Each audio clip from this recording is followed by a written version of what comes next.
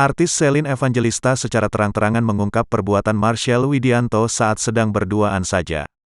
Dikatakan Shelin Evangelista, dirinya mengaku menyukai perbuatan Marshell Widianto tersebut. Perbuatan yang dilakukan Marshell Widianto itu bagi Shelin Evangelista sebagai sikap yang gentleman.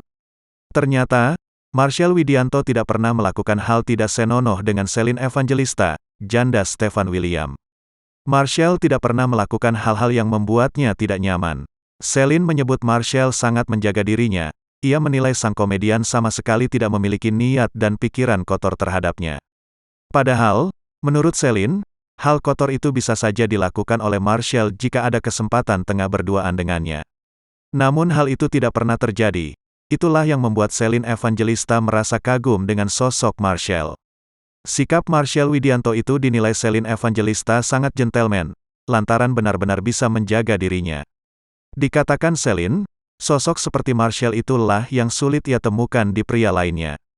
Meski merasa sayang dengan Marshell Widianto, Shelin Evangelista belum bisa melangkah untuk mengikat hubungannya dengan sang komedian.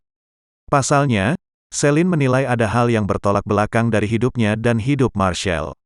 Sehingga, jika hal itu dipaksakan, Shelin menduga pasti akan menimbulkan masalah. Oleh karena itu, Shelin Evangelista lebih nyaman dengan hubungannya saat ini yang saling menerima satu sama lain.